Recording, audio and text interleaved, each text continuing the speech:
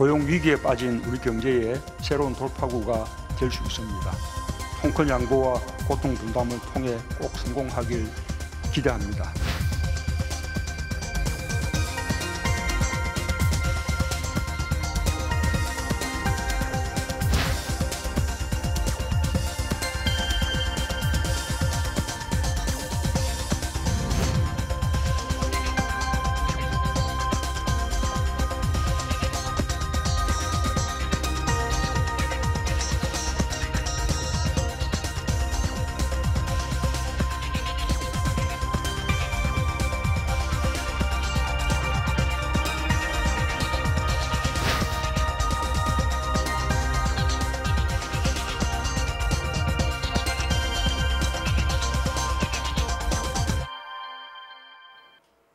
새 일자리 창출을 위해 광주시와 현대차가 4년 전부터 협의해온 광주형 일자리 모델, 최종 타결을 앞두고 진통을 겪고 있습니다.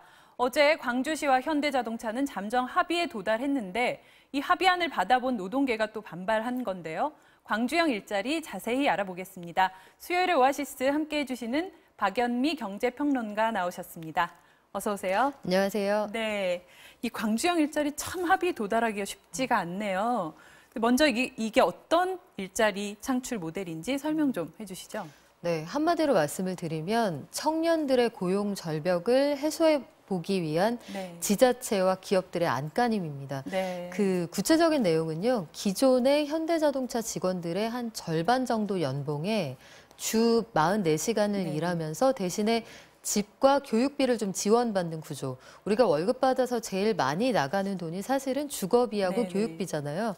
이걸 보조해주는 대신에 연봉에서는 좀 양보를 해라. 그런 모델입니다. 네, 이 우리나라에서는 광주형 일자리 논의가 2014년부터 지금 4년째 이어져 오고 있는데 독일에 이 모델이 있었다고요? 독일의 아우토 5000이라는 사업이죠? 그게 독일 폭스바겐이 회사 사정이 좀 안 좋을 때 도입했던 모델인데요. 이게 지난 2001년의 상황입니다. 당시에 그 경기도 좋지 않고 차도 많이 안 팔리는 것 같으니까 우리가 이 공장을 인건비가 좀 싼 나라로 옮겨보자. 이런 그 움직임이 있을 당시에 노동자들하고 기업이 타협을 좀 한 거죠. 기존 대비 임금이 한 80%, 요 정도 수준에서 임금은 좀 줄이되 일자리를 유지하면서 사세가 나아질 때까지 함께 협력한다. 이 모델이 꽤 성공적으로 자리를 잡아서 우리나라에서도 그럼 우리도 못할 게 무엇이냐. 이 모델을 한번 들여와 보자. 이게 처음에 시작된 배경입니다. 네, 지금 워낙 일자리 창출이 어렵잖아요. 그러니까 상생이라는 측면에서 참 가치 있는 시도다 이런 생각도 드는데 그런데 현대자동차 노조는 아예 처음부터 협상 테이블에 앉질 않았잖아요. 또 협상이 타결되면 내일부터 총파업도 예고하고 있는데 노조 측은 어떤 부분을 그렇게 우려를 하고 있는 겁니까? 이게 사실은 아주 복잡한 실질적으로 먹고 사는 문제가 걸려있기 때문에 노조 입장에서도 이제 주장하는 바는 있어요. 왜냐하면 저렴한 가격에 자동차를 생산할 수 있는 그게 최대 10만 대까지 생산할 수 있는 라인이 생겨버리면 2배의 임금을 받는 우리 공장에서 생산하지 않고 싸게 만들 수 있는 저 공장으로 물량을 다 보내버리는 것 아니냐 이런 불안감을 갖고 있는 건데요. 사실 실제로 그렇게 될 가능성이 있죠. 만약에 생산 단가를 반으로 줄일 수 있다고 하면 기업 입장에서는 아주 매력적인 선택이 될 수 있고 그렇기 때문에 한국 GM이 이 공장은 닫고 저 공장에서만 생산할게요. 이런 전례들이 있었잖아요. 그러니까 민주노총은 그걸 사실은 가장 두려워하고 있는 겁니다. 네.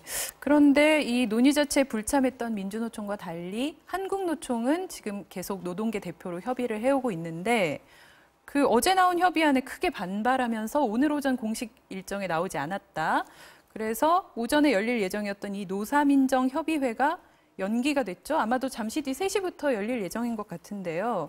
한국노총이 지적하는 부분은 어떤 부분입니까? 원래 민주노총하고 달리 한국노총이 이 논의에 참여를 했던 건 민주노총에는 대부분 대기업 정규직 직원들이 많이 포함이 돼 있는데 한국노총은 중소기업 그리고 부품업체 관계자들이 많이 들어가 있거든요.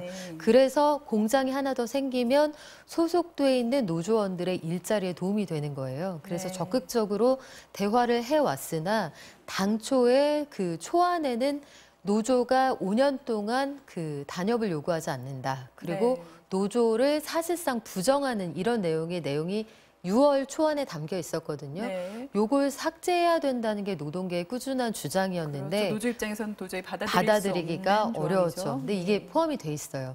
현대차 입장에서도 사실 강성노조에게 아주 오랫동안 단협을 하면서 그 여러 가지로 고민이 많았기 때문에 네. 우리는 이 부분이 해결되지 않으면 공장을 구태여 늘릴 필요가 없고 단협이 가능하고 노조가 구성이 되면 결국은 다른 현대차 공장들처럼 될 거다. 기업은 그런 우려를 하고 있는 거예요. 네, 네. 그 양쪽의 입장이 사실 간극을 좀 좁히기가 어려운 상황입니다. 서로 양보하기가 힘든 그런 조항인 것 같습니다.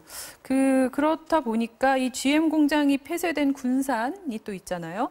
거기서는 자동차 공장 새로 만들지 말고 차라리 우리한테 일을 달라 이렇게 얘기하고 있고 또 조선업 침체로 몇 년째 불황인 경남 거제 이런 쪽에서도 목소리가 나오는데 여기저기서 이 광주형 일자리 사업을 놓고 여러 목소리를 내고 있어요. 네. 평론가님 보시기에는 이 문제를 어떻게 좀 풀어가야 된다고 보십니까? 사실 광주형 일자리는 우리 시대가 던지는 질문이라고 볼 수 있습니다. 네. 우리가 기존 방식의 일자리, 한 사람이 오래 일하고 많이 받아가는 구조로 더 이상 이 저성장 시대를 버틸 수 있겠느냐. 그러니까 새로운 뉴 노멀을 좀 받아들여야 한다는 시대적인 흐름이기도 해요. 네. 그러지 말고 우리가 좀 나눠야 할 시점이 아니냐. 사실은 이런 모델에 대한 고민은요. 박근혜 이명박 정부 때부터 있었습니다. 네. 꾸준히 반듯한 시간제 정규직이라는 그런 캐치프레이즈로 한 사람이 하던 일을 좀 나눠보자는 시도가 있었는데 이게 쉽지 않았거든요. 네. 내 걸 나눠야 하는 문제이기 때문에. 그렇죠. 하지만 지금 고용 상황이 워낙 좋지 않은 데다가 문재인 정부가 맞닥뜨리고 있는 시대가 또 만만치가 않습니다. 네. 산업의 시프트와 브랜드의 시프트가 일어나고 있기 때문에 이제는 뭐라도 해야 한다는 절박함. 그래서 이런 실험이 반드시 성공한다는 보장이 없어도 네. 시도는 해봐야 할 시점이 아닌가 싶습니다. 네.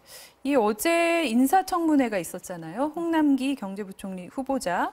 또 광주형 일자리에 대해서 청문회 자리에서도 언급을 했네요.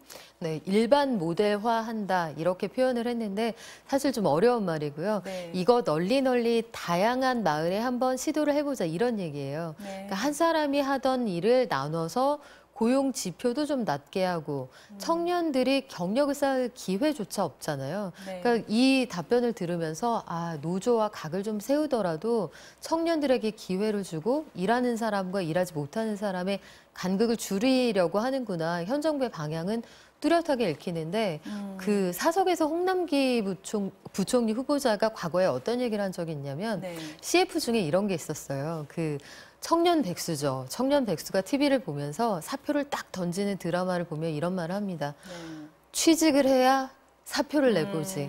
그 장면이 아주 인상적이었다는 얘기를 사석에서 한 적이 있거든요. 네. 아마 정부의 입장은 뭐 단호할 겁니다. 네. 자, 그럼 홍남기 후보자 얘기를 조금 더 해볼까요? 어제 인사청문회에서 또 의미심장한 발언이 나왔는데 소득 주도 성장 기조는 이어가되 보완이 필요하다 이렇게 또 말을 했어요. 보완을 어떻게 하겠다는 걸까요? 대표적으로 지금 소득주도 성장에서 추구했던 게 근로시간을 좀 줄이고요. 네. 최저임금은 좀 대폭 올려서 소득을 소위 그 서민 주머니 빵빵하게 만드는 정책이다. 이게 현 정부의 설명이었는데 네. 이걸 좀 단숨에 과격하게 진행한 것은 아닌지 돌아볼 필요가 있다. 홍남기 후보자의 답변은 그런 메시지로 읽히고요. 네. 다만 기조에는 변함이 없는데 그 디테일을 좀 챙겨보겠다. 그래서 최저임금 같은 것들을 정하는 방식을 좀 바꿔보겠다는 거예요. 네. 예컨대 하단과 상단이 있는 구간을 설정을 해서 네. 업종이나 산업별로 여력이 좀 있는 쪽은 상단에 맞춰서 주고 여력이 부족한 쪽은 조금 덜 줄 수도 있게 해보자 이런 취지인데 네. 글쎄요 산업계에서는 그런 정책이 어디 있느냐. 그 비싼 것과 싼 것이 있으면 당연히 낮은 쪽으로 수렴되지 않겠느냐 이런 그렇죠. 비판이 나오는데요. 네. 사실은 저는 이 구상보다는 네. 어찌됐든 최저임금을 결정하는 방식에 변화가 필요하다는 점을 차기 경제사령탑이 인정했다는 점, 전 그 부분에 방점을 좀 찍고 싶습니다. 네. 그러니까 최저임금이 지금은 최저임금결정위원회에서 결정을 하잖아요. 근데 그 부분을 조금 손을 보겠다. 그렇죠. 이런 얘기인 거죠. 그러니까 결정 구조는 그대로 둘지언정 그 결정을 하는 방식, 뭐 7,500원, 8,500원 이렇게 딱 정하는 게 아니라 네. 구간을 두어서 이원화할 수도 있다. 이게 홍남기 후보자의 입장입니다. 그러니까 어느 정도 여지를 좀 두고 있다 이렇게 볼 수 있겠네요. 자, 다른 소식도 하나 더 전해드리고 가야 될 것 같습니다. 오늘 오전 더불어민주당과 정부가 그동안 법으로 개발이 제한돼 있던 군사보호시설 토지를 해제하기로 했는데 여의도 면적의 116배 규모에 달한다고 합니다. 관련 내용 먼저 보시겠습니다. 첫째, 현행 군사시설 및 보호구역에 대해 면밀히 분석하여 군사작전상 제한이 없는 21개 지역, 여의도 면적 116배에 달하는 군사시설 보호구역 3억 3,699만 평방미터를 해제하기로 하였습니다. 이번 보호구역 해제 지역의 63%는 강원도, 33%는 경기도로 군사시설이 밀접한 접경지역 보호구역을 우선 해제하였으며 서울, 인천을 비롯한 수도권도 다시 포함됩니다. 군사시설 보호구역이 해제된 지역은 군과의 협의 없이 건축 또는 개발을 할 수 있게 되므로 해당 주민들의 재산권 행사가 가능하며 지역경제 활성화에 기여할 것으로 예상됩니다. 예, 역대 최대 규모의 군사시설 보호구역 해제 조치라고 하는데 이번 조치 배경은 무엇입니까? 표면적으로는 지난 7월에 나온 국방개혁 2.0의 일환입니다. 네. 그 국방개혁 2.0이 뭐 말은 거창한데 구체적으로 말씀을 드리면 문민화하겠다. 주민들의 불편을 최소화하면서 지역 경제를 좀 활성화할 수 있게 하고 투명화, 효율화를 추구한다. 이런 내용인데요. 네네. 이번에도 보면 일단 민통선 주변에 민간인들의 출입을 좀 자유롭게 한다. 이것 외에도 사실 핵심적인 게 군사보호 시설이 있기 때문에 개발이 제한됐던 것, 네. 이걸 풀어줌으로써 재산권을 보호하고 네. 그 동네에 증개축도 가능하게 하고 상업시설도 좀 들어올 수 있게 하고 이런다는 내용이 포함이 돼 있거든요. 네. 근데 이게 사실은 위수지역을 폐지하거나 확대한다. 이 네. 내용하고도 좀 맞물려 있습니다. 그 내용도 국방개혁 2.0에 들어있는 내용이죠. 그렇죠. 위수지역이라는 게 군인들이 외박을 나가거나 휴가를 나갈 때 멀리 벗어나지 못하도록 네네. 하는 거잖아요. 군부대 근처에서. 그런데 요걸 좀 폐지해야 하거나 개선할 필요가 있다는 요구는 꾸준히 있었어요. 네네. 올해 안에 단판을 짓고 내년 1월부터 이걸 폐지하거나 확대한다는 건데 네. 이 경우에 가장 타격을 받는 게 군부대 앞에서 이제 중국집 하는 분들, 그렇죠. PC방 하는 분들, 여관하는 분들이거든요. 그동안 우리가 군사시설 때문에 경제적인 혜택은 못 보고 그나마 이것 때문에 먹고 살았는데 우리 어떻게 하라는 얘기냐 이런 불만이 있어서 그쪽의 마음을 좀 어루만져 준다 이런 취지도 좀 들어있는 것 같고요. 네. 지난 여름에 여러 가지 부동산 관련 잡음이 있었는데 그때 당시에 서울시의 경우에는 대표적으로 그린벨트를 풀어서 공급을 네네. 늘린다는 얘기가 나왔잖아요. 근데 그게 여의치 않았단 말이죠. 네. 서울시하고 조정이 되지도 않았고 또 그 와중에 중간에 좀 정보가 새 나가기도 했고요. 네. 해서 당시 국토부가 내놓았던 설명이 그렇다면 우리가 법 개정 없이 국가가 가지고 있는 어떤 토지 중에서 개발을 제한했던 그런 것들을 풀어서 공급할 수 있는 땅들을 찾아보겠다. 그런 취지도 하나 포함이 돼 있는 것으로 보입니다. 네. 그래서 이번에 그 지역을 보면 주로 강원도 지역이 63%를 차지하고 경기도가 또 33%. 그런데 이게 서울, 은평이나 마포도 들어가 있는데 이렇게 되면 또 지금 잠시 잠잠해진 부동산 시장에 또 어떤 영향이 미치지 않을까 이런 생각도 드는데요. 지금 앵커께서 말씀하신 것처럼 전체 면적의 60% 이상이 강원도, 화천 일대 이렇게 집중이 돼 있기 네. 때문에 시장을 뒤흔들 변수이냐 이건 좀 의문이에요. 다만 네네. 여기에 포함되어 있는 서울과 수도권의 예컨대 서울 서초구의 한 18만 제곱미터 정도 네. 이게 구 평수 기준으로 하면 5만 3천 평 정도 되고요. 축구장 22개 면적이거든요. 네. 그렇다면 만약에 여기에서 토지 개발이나 허가, 매매가 자유롭게 이루어진다. 부동산 기사에서 로또, 이번이 기회 이런 네. 제목이 붙는 땅이 될 수도 있어요. 네네. 근데 그런 것들은 아마 적절히 조정을 할 것으로 보이는데 그렇겠죠. 그런 땅들이 추가로 공급이 돼서 수요를 좀 만족시켜 준다면 정부 입장에서는 금리나 대출을 조이고 있기 때문에 네. 공급만으로는 시장이 불안하지 않을 거다 이런 생각을 갖고 있는 것으로 보입니다. 네. 자, 수요일 오아시스 오늘 여러 가지 이야기 나눠봤는데요. 오늘은 여기서 정리하겠습니다. 지금까지 박연미 경제평론가와 함께했습니다. 말씀 잘 들었습니다.